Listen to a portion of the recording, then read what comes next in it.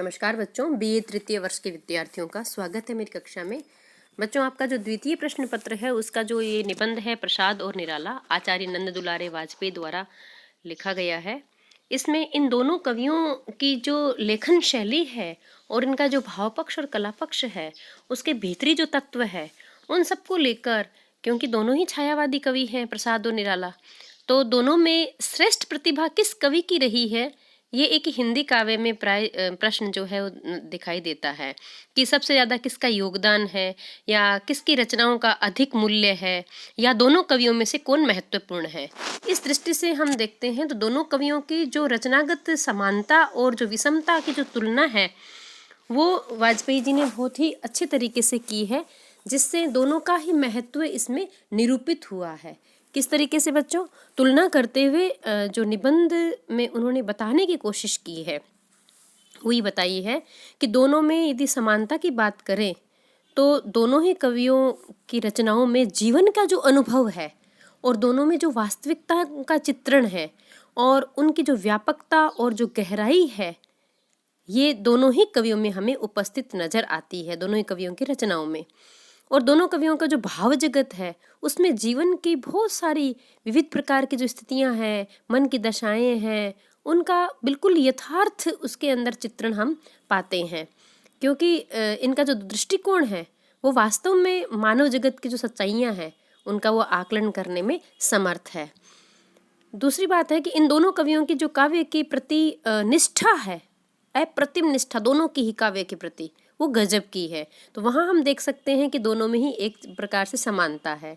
गीतों में भी हम देख सकते हैं, निराला ने जी भी गीत लिखे हैं और प्रसाद ने भी लिखे हैं, तो दोनों की ही जो गीतों में जो रुचि है, प्रगीतात्मकता, उसमें भी हम समानता देख सकते हैं। लेकिन इन दोनों में विषमता क्या है, अंतर क्या है, यदि हम तुलना करते हैं तो वाजपेयी जी का ये मानना है कि इस समानता के साथ साथ भाव विस्तार और अभिव्यक्ति की दृष्टि से इन दोनों कवियों के काव्य में हमें बहुत सारा अंतर यानी विषमता भी नजर आती है। यानी जहाँ समानता नहीं है वहाँ विषमता होती है। इसमें विषमता कहाँ है?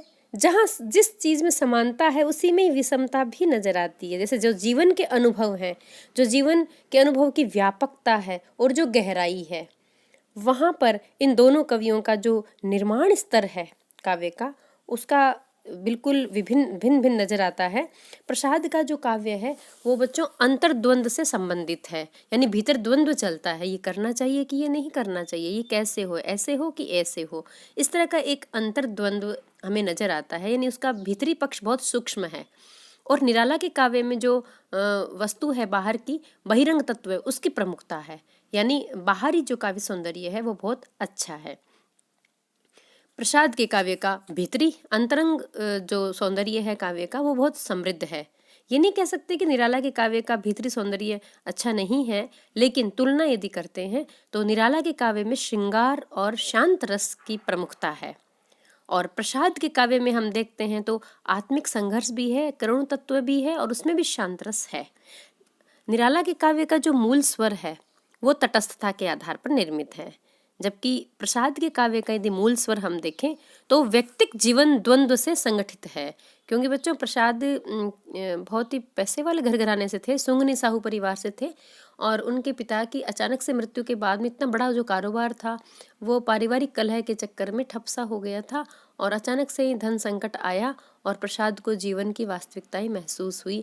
तो जो उनके जीवन में जो करुणा है, जो भीतरी संघर्ष है, वो दुकान पर बैठे बैठे भी रचनाएं लिखा करते थे कागज पर, जब उनके पास ग्राहक नहीं होते थे। अब आगे चलते हैं, कला पक्ष की दृष्टि से क्या विषमता है। ये तो भाव पक्ष हो गया कि जीवन की जो अनुभव है, जो व्यापकता है, वो गहराई है। तो बच्चों ये हम आलेख के आधार पर बात कर रहे हैं। यदि इससे हटकर थोड़ी सी बात करते हैं तो हमें समझ में आता है कि जीवन में दोनों के ही संघर्ष और दुख तो रहा। उनके पिता की इस तरह से अकस्मात मृत्यु और फिर प्रसाद के जीवन में बहुत सारे संघर्ष, बाधाएं, कानूनी पचड़े, ये सब चले। और निराला के जीवन में हम देखें तो पत्नी की बहुत जल्दी मृत्यु, और फिर पुत्री जो है उस पुत्री को इनकी सास ने यानी उसकी नानी ने लालन पालन किया, सरोज का, और फिर सरोज की उन्होंने शादी की। उस समय भी ब्राह्मणों का काफ़ी विरोध हुआ, क्योंकि एक योग्य लड़का इन्होंने जो चुना वो इनकी जाति से थोड़ा सा नीचे था। बहुत ज़्यादा ऊंच नीच होने की वजह से ब्राह्मणों में ये निराला को पसंद नहीं आया। उन्होंने कहा नहीं, कोई फ़र्क नहीं पड़ता है। उन्होंने पंडित ने मना कर दिया फेरे कराने के लिए, स्वयं ने बैठकर फेरे कराए। और बच्चों, आपको ये जानकर आश्चर्य होगा कि निराला जो थे वो महान व्यक्तित्व की हस्ती के धनी थे, और उनका हृदय बहुत ज़्यादा करुणा से परिपूर्ण था। अपनी पूरी तनख्वाह एक बार भिखारिन को पकड़ा दी थी, कंबल भिखारिन को दे दिया था। बहुत ज़्यादा उदार हृदय के भी थे। अब वो जो है जीवन अभाव में ही गुजर रहा था, और इधर पुत्री की विवाह के पश्चात उसकी मृत्यु हो गई। सरोज स्मृति जो लिखी है उन्होंने कि जीवन पूरा व्यथा से परिपूर्ण रहा, तो हम उनकी रचनाओं में राम की शक्ति पूजा भी है, जहाँ हमारी संस्कृति और उत्साह हमें नज़र आता है उसके अंदर। और दूसरी तरफ कुकुरमुत्ता भी लिखी है, जिसके अंदर विश्व के भ्रमण के साथ साथ उसके अंदर विभिन्न प्रकार के विचार समाहित किए हैं। सरोज स्मृति में उनके हृदय का दुख, उनकी करुणा, उनकी जीवन गाथा हमें नजर आती है। तो ये भाव पक्ष है। तो दोनों के जो अनुभव है, प्रसाद का जो अनुभव है और निराला का जो अनुभव है, जीवन का अनुभव और जो वास्तविकता और जो गहराई है, वो बिल्कुल दोनों के अलग अलग रहे। अब नंदुलारी वाजपेयी के निबंध के आधार पर यदि हम बात करते हैं, तो कला पक्ष की दृष्टि से जो विषमता है दोनों में, जो अंतर है, वो क्या है कि प्रसाद की अपेक्षा निराला का कला पक्ष शब्द विधान और भाषा विधान जो है वो अधिक समृद्ध है। निराला ने, आप देखिए कि बहुत शुद्ध संस्कृत निष्ठ साहित्यिक शब्दावली का प्रयोग किया है। निराला ने अपनी कविता का आरंभ मुक्त छंद से किया, जो काव्य की कथागत भूमिका पर एक अभिनव क्रांति थी। और मुक्त छंद की जो शुरुआत की निराला ने, उनका मानना था कि कविता को भी छंद से मुक्त कर दिया जाए। ये कितनी बड़ी बात है कि कविता छंद के बंधन से मुक्त हो जानी चाहिए।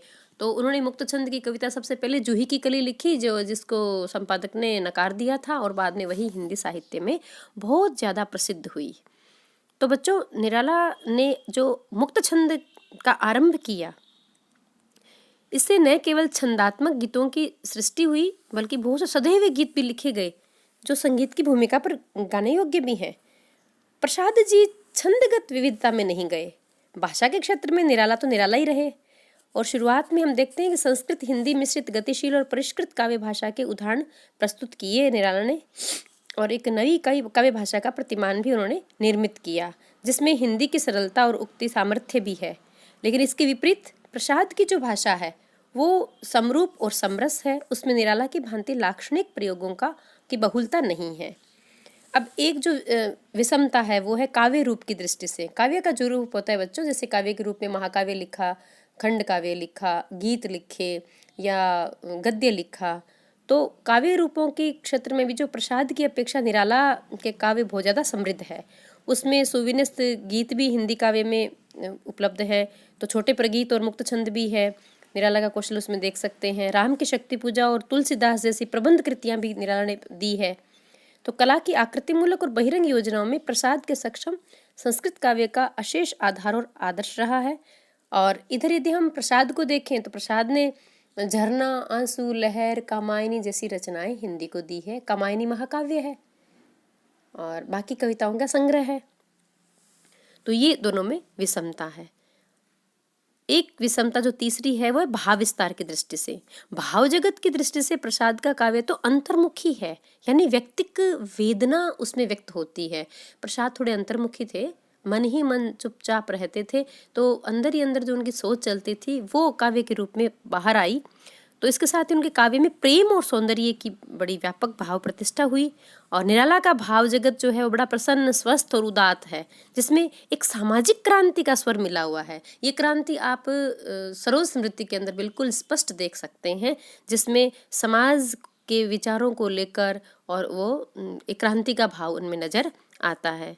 तो हम ये कह सकते हैं कि दोनों ही कवि अपनी प्रतिभा में बहुत महान, अप्रतिम और अपराजेय है। और नंदुलारी वाजपेयी का मानना है कि समता और विषमता की दृष्टि से इनकी तुलना भले ही हम कर लें, लेकिन ये अपने आप में संगत तो नहीं प्रतीत होती है, क्योंकि दोनों ही कवियों की रचनाएं अपने आप में बहुत महत्वपूर्ण होती है। बच्चों, ये नंदुलारी वाजपेयी के विचार हैं। यदि हम इस लेख को समझने की कोशिश करते हुए समझें कि कोई हमसे ये कहे कि रायता और खीर की तुलना कीजिए। तो बच्चों दोनों का ही अपना अपना एक स्वाद है, दोनों का ही अपना एक रस है, दोनों का ही अपना एक महत्व है और दोनों ही अलग अलग व्यक्तियों की पसंद हो सकते हैं। तो दोनों ही कवियों का मूल तो एक ही है, जो जीवन के अनुभव हैं इनके वही तो काव्य में व्यक्त हुए हैं। दोनों की ही अपनी एक शब्दावली है, भाषा शैली है, दोनों का ही अपना व्यक्त करने का तरीका है। और उसमें भी प्रसाद के जो गीत हैं उनको हम देखते हैं तो बड़े शांत रस से परिपूर्ण भी है, देश प्रेम से परिपूर्ण भी है। निराला की यदि हम भिक्षुक, वह तोड़ती पत्थर, ये कविताएं देखते हैं तो समाज की विषमता हमें वहाँ पर नजर आती है, जिससे सहज ही करुणा हृदय से व्यक्त होती है। जैसे पत्थर तोड़ती हुई मजदूरीन का जो चित्रण है, विधवा कविता में जो चित्रण है विधवा स्त्री का, भिक्षुक में जो एक गरीब भिखारी है जिसका पेट और पीठ मिलकर एक हो रहा है, लकुटिया टेक कर चल रहा है।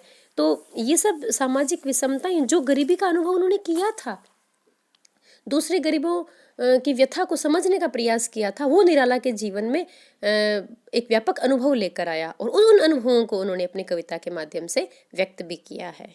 आज इतना ही, धन्यवाद।